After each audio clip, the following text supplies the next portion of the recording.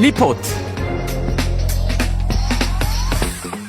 네, 이번에는 현장의 소리 들어보는 시간입니다. 대부분의 초등학교가 이제 여름방학에 들어갔죠. 교육청은 여름방학 동안에 돌봄을 확대 운영을 하고 있는데 이 초등학교 돌봄 현장으로 조민아 리포터가 직접 다녀왔습니다. 어서 오십시오. 네, 안녕하세요.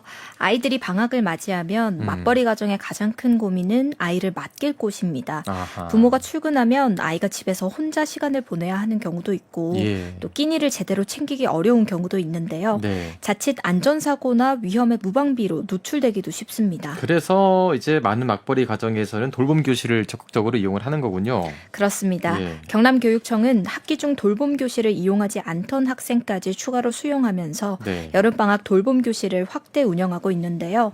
교육부에 따르면 올해 전국 초등학교 여름방학 돌봄 교실 신청자는 지난해보다 4만 2천 명가량 늘어날 것으로 집계됐습니다. 예, 이용하는 학생이 늘어나면 현장도 많이 바빠지겠어요? 맞습니다. 학교는 늘어난 돌봄 수요를 맞추기 위해서 예산을 확보하고 교실을 추가로 마련하는 등 운영 준비에 나서고 있습니다. 네. 방학 동안 아이들이 안전하게 머물 수 있는 공간이 늘어난 건 반가운 일이지만 현장에서는 돌봄 전담사들이 방학에도 쉴 틈 없이 바쁜 하루를 보내고 있었습니다. 예. 서행선 돌봄 전담사의 이야기 직접 들어보시죠. 아침에 친구들이 오면은 출석 체크, 건강 여부, 방과 후 일정 등등 이야기 나누고, 그다음에 이제 월요일에는 언어, 그다음에 화요일에는 창의 주제별 활동지를 만들어서 한 달 프로그램을 운영을 하기도 하는데, 이거는 학교마다 조금씩 다 다릅니다. 거의 8시간을 있는 친구들이 대부분이에요. 선생님들이 휴게 시간도 없이 아이를 8시간 풀로 돌보는 학교가 있습니다. 학대 운영 자체가 돌봄 교실 업무라고 생각을 하니까 자원봉사자 채용이라든지 관리, 거기에 또 있는 아이들 관리, 자원봉사자의 자원봉사자가 또 붙어야 되는 그런 상황. 그러다 보니까 확대 운영을 한다면 제가 2반을 운영한다 생각을 하시면 쉽게 이해를 하실 수 있을 것 같아요. 저희는 기본급에 수당이 있거나 그렇지도 않고 1년 365일 그 월급으로 받고 있습니다. 너무 힘들어요. 선생님들께서 방학이 오기 전에 두통, 복통, 가슴 두근거림, 방학이 지나고 나면 입 가에, 코 안에 물집, 스트레스 이런 걸로 병을 호소하고 있지. 방학 때는 저희가 너무 힘이 들어요. 자원봉사자를 계속 교실에 넣는 거는 원치 않아요. 그거보다 전문 인력을 갖추고 안정적으로 돌봄 교실을 운영할 수 있도록 해주면 좋겠다는 게 가장 바라는 것입니다. 예, 뭐 말씀하신 것처럼 일이 늘어나는 만큼 뭐 더 받고 이런 개념이 아니다 보니까 생각보다도 훨씬 더 고되고 스트레스도 상당하신 것 같네요. 네, 그렇습니다.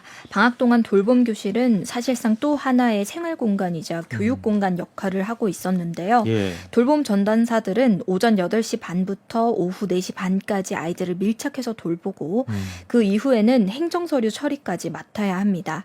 긴 시간을 아이들과 함께하며 발생하는 다양한 민원과 돌발 상황을 혼자 감당해야 하는 부담도 크다고 합니다. 예. 아이들 점심도 여기서 해결을 하는 건가요? 네, 그렇습니다. 경남교육청에서는 방학 돌봄 교실에 무상으로 건강 도시락을 제공하고 있는데요. 네. 평소처럼 급식실을 이용하는 게 아니라 교실에서 도시락을 먹다 보니 도시락 뚜껑을 열어주는 것부터 식사 지도, 뒤처리까지 모두 돌봄 전담사의 몫입니다. 예. 그만큼 손이 가는 일이 훨씬 늘어난 거죠. 거기다가 자원봉사자 이야기도 나왔는데 이 관련 업무도 늘어난다고 해요? 네, 이번 방학 동안 추가로 참여하는 아이들은 기존의 정규 프로그램 대신 자원봉사자의 도움을 받아 점심과 안전돌봄을 받게 되는데요. 네.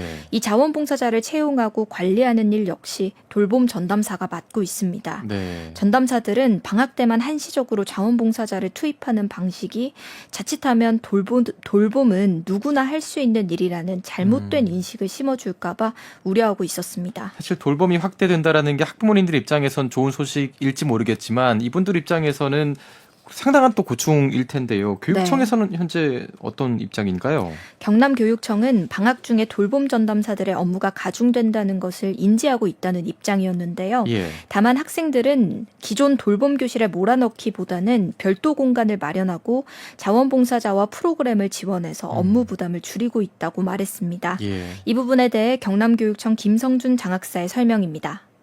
방학 기간은 학기 중보다 돌봄 운영 시간이 길어지다 보니까 돌봄 전담사님들의 업무 부담이 높아지기 쉬운 시기이긴 합니다. 그래서 이번 여름 방학 확대 운영은 돌봄 전담사님들의 실질적인 업무 가중으로 이어지지 않도록 하기 위해서 교육청에서는 늘어난 돌봄 수요를 기존에 있는 집중 돌봄 교실로 학생들을 이제 그쪽으로 넣는 것이 아니라 학교 내 별도 공간을 마련해서 자원봉사자를 통해 안전 돌봄 중심으로 운영될 수 있도록 하고 있습니다. 현장의 수요를 반영을 해서 방학 중 돌봄 전담사님들의 업무 부담을 덜어주기 위해서 인력과 프로그램을 지원을 하고 있어요. 올해부터는 특기적성 프로그램 예산을 확대해서 학교로 교부를 해드렸고요. 현재 학교 현장으로 이제 많은 돌봄 수요가 집중되고 있지 않습니까? 분산하기 위해서 지자체라든지 또 기타 지역에 있는 여러 기관들과 협력하는 지역사회 연계 돌봄 운영에 대한 방안을 지금 현재 계속 다양하게 한번 찾아보고 있는 중이고요. 행정 부담을 좀 덜어드리기 위해서 돌봄과 방과후학교와 관련된 행정 서식이라든지 업무 가이드를 제공하는 온라인 업무 지원 플랫폼 돌봄 방과후 업무 이음터도 올 초에 저희가 만들어서 운영을 하고 있습니다.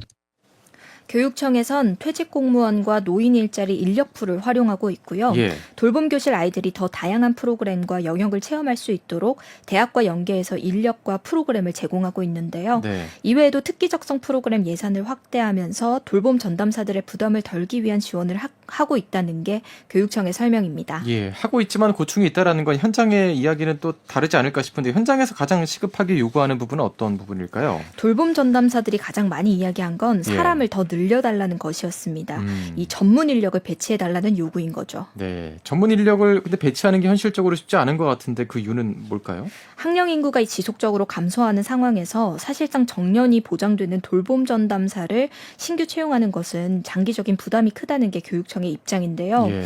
그렇다면 전국 학교 비정규직 노동조합 경남지부 측 입장은 어떤지 박은영 수석 부지부장의 이야기 직접 들어보시죠.